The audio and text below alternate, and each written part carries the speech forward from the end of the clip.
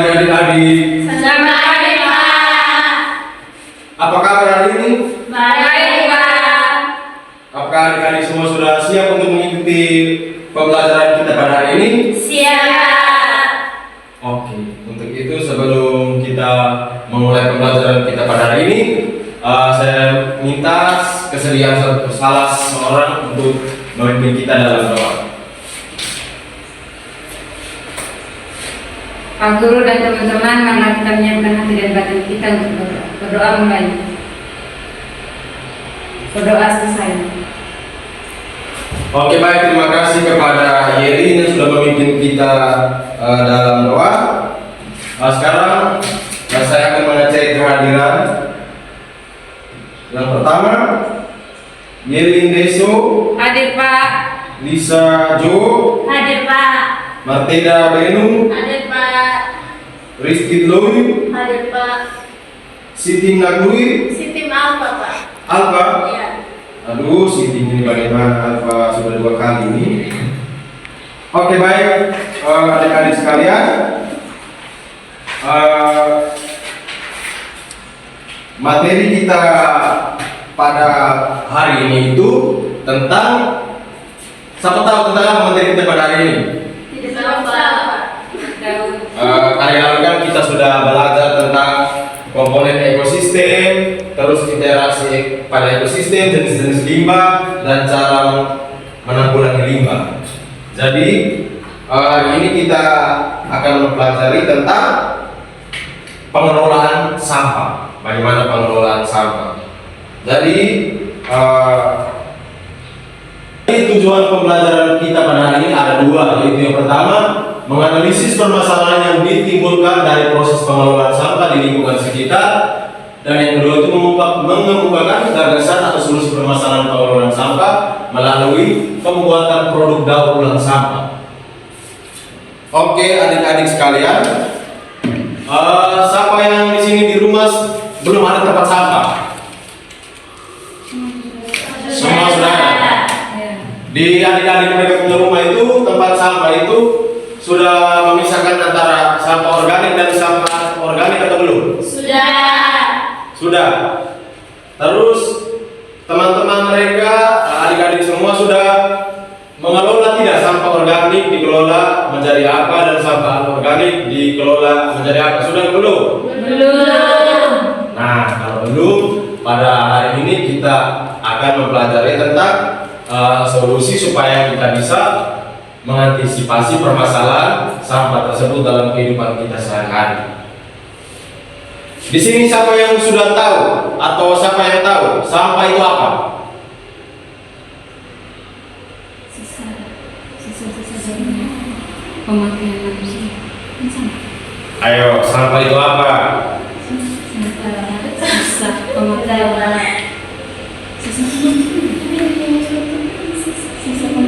Kalau tidak tahu contohnya sampah itu apa saja? Sisa makanan, Pak. Sisa bungkusan. Plastik. Iya, benar. Jadi sampah itu adalah material sisa atau barang-barang sisa dari aktivitas manusia atau alat yang sudah tidak digunakan lagi. Sampah itu dapat berasal dari rumah tangga, dari industri, dari pertanian, dan dari aktivitas lainnya. Yang berikut jenis-jenis sampah. Jenis-jenis sampah itu dikelompokkan menjadi 2. Yang pertama itu berdasarkan sumbernya, yang kedua itu berdasarkan sifatnya. Kalau berdasarkan sumbernya itu, yang pertama adalah sampah domestik. Siapa tahu contoh dari sampah domestik itu apa?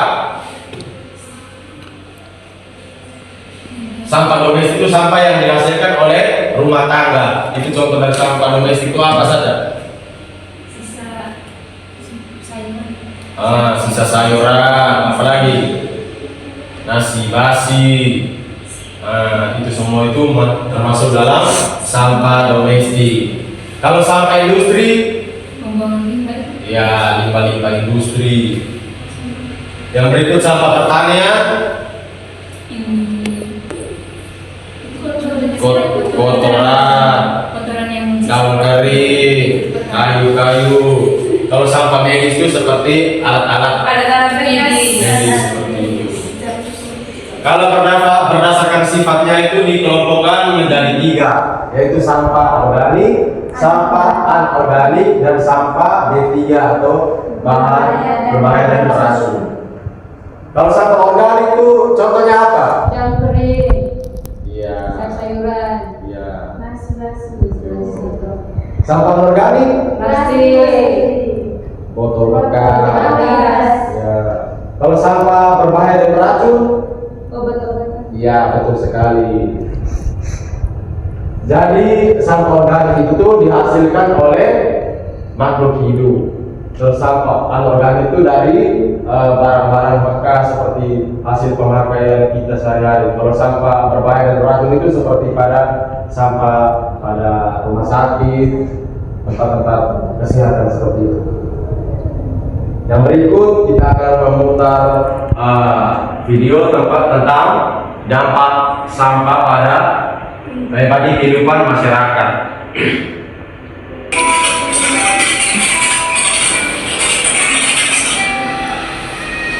Sampah merupakan hasil kegiatan dari manusia atau proses alami dari alam yang berbentuk padat. Sampah juga merupakan sumber penyakit bagi kehidupan manusia. Berikut ini dampak sampah bagi kehidupan masyarakat.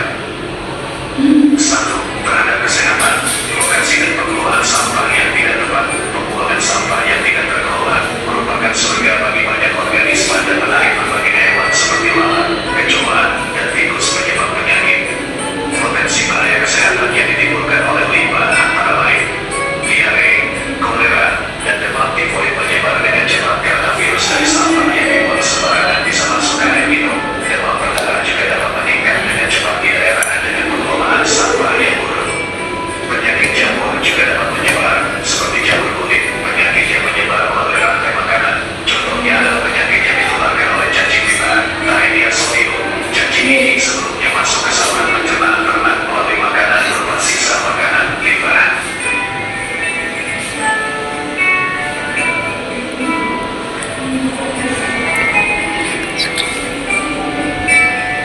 Dua, terhadap lingkungan efek pada ekosistem perairan.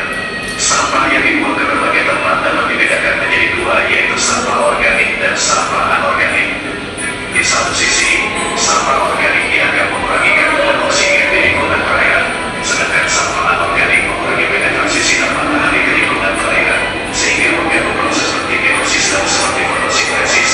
Limbah organik dan anorganik membuat air menjadi keruh dan mengurangi organisme yang hidup dalam kondisi tersebut. Ini mengganggu populasi hewan kecil. Jika titik mengalir ke saluran air atau sungai, maka akan berkontaminasi. Karena ikan dan organisme lain pasti akan mati, beberapa spesies ikan akan punah, dan keadaan ekosistem perairan akan berubah secara biologis. Penguraian limbah yang dibuang langsung ke badan air dan sungai menghasilkan gas organik cair seperti asam organik dan metana, serta gas berbau busuk yang dapat menyebabkan ledakan dalam konsentrasi tinggi. Dampak pada ekosistem dalam sampah yang dibuang langsung ke ekosistem terestrial menarik organisme tertentu seperti tikus, kecoa, dan lalat untuk berkembang biak. Berkembang biakan serangga dan hewan ini dapat meningkat.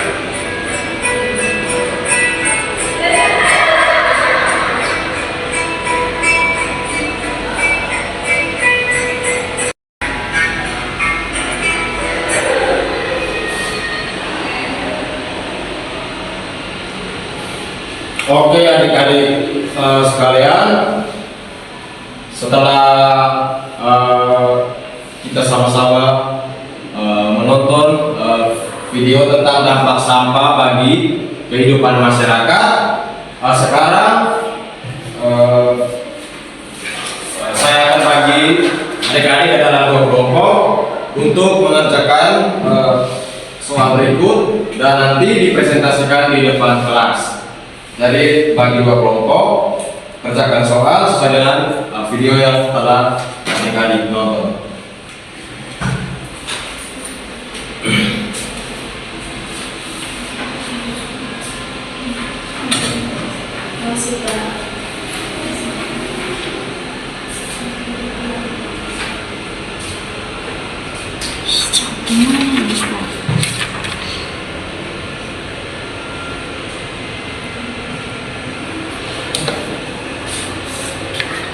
Oke baik, adik-adik sekalian, Apakah sudah selesai mengerjakan? Sudah. Oke, untuk yang telah selesai bisa maju ke depan untuk mempresentasikan. Mari kita berikan tepuk tangan untuk Lisa.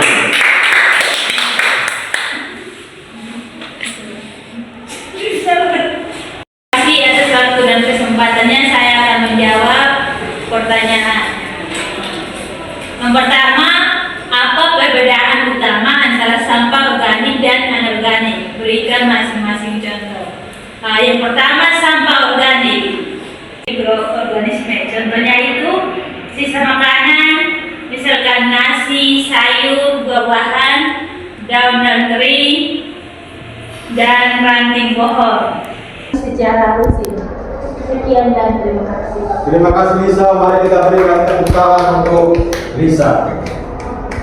Oke, baik adik-adik sekalian.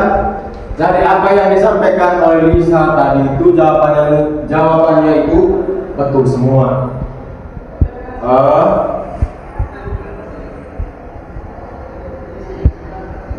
Jadi sampah-sampah yang kita hasilkan di rumah itu baik sampah organik maupun sampah anorganik itu kita punya cara, bisa menggunakan beberapa cara untuk kita mengelolanya.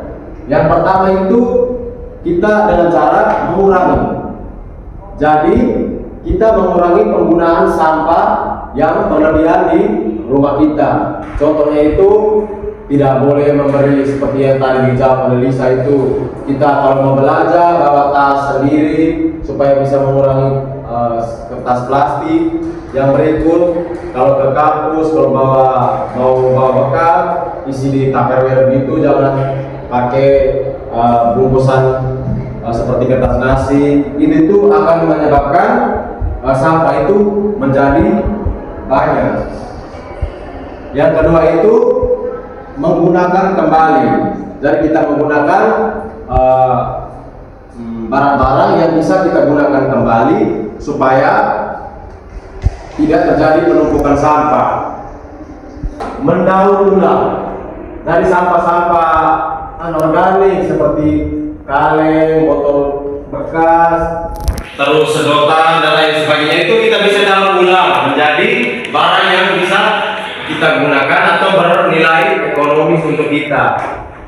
Contohnya kita bikin kerajinan, bikin apa dari barang bekas, itu merupakan salah satu cara kita dalam mengelola sampah.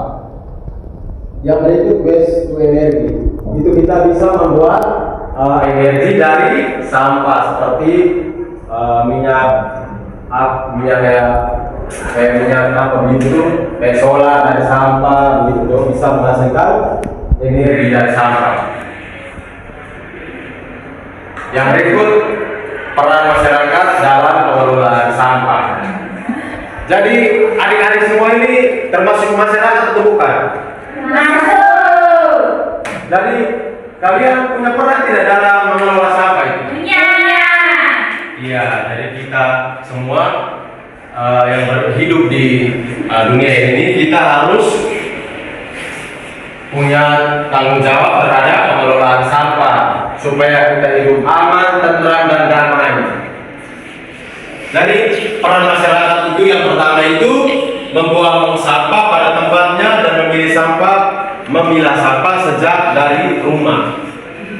Jadi di rumah kalau habis makan begitu tuh buang sampah itu di tempatnya. Jangan buka jendela langsung buang keluar. Itu tidak boleh adik-adik sekalian Jadi kalau sudah terbiasa membuang sampah di rumah berarti kita kemanapun juga kita akan membuang sampah itu secara teratur di tempatnya. Habis itu kita mengurangi penggunaan plastik dan barang sekali pakai. Habis itu kita mengikuti program daur ulang dan pengelolaan sampah, dan yang terkait itu kita melakukan edukasi dan kampanye lingkungan untuk meningkatkan kesadaran publik. Oke, jadi materi kita hari ini sampai di situ saja tentang pengelolaan sampah. Jadi setelah adik-adik mereka sudah tahu bagaimana dampak sampah itu bagi masyarakat, terus bagaimana cara kita mengelola sampah. Jadi ulang adik-adik mulai memperbiasakan diri untuk membuang sampah pada tempatnya. Setelah itu, adik-adik bisa menginformasikan kepada bapak, mama, kakak adik, saudara di rumah untuk membuang sampah pada tempatnya. Jadi adik-adik sudah mendengar materi ini, pulang buang sampah pada Tempatnya. jangan buang lewat Jendela.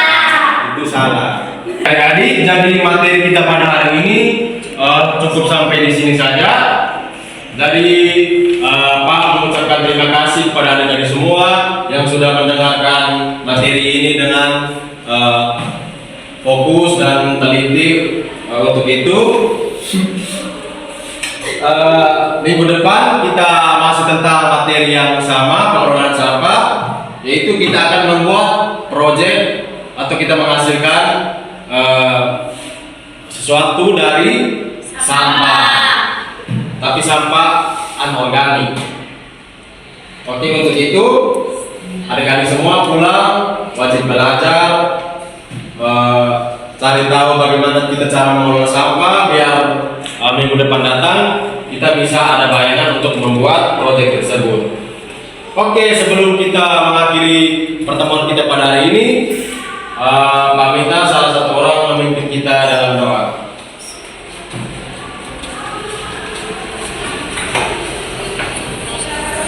Sebelum kita mengakhiri pembelajaran kita pada hari ini, mari kita sama-sama menghadap doa. Kita berdoa berdua mulai.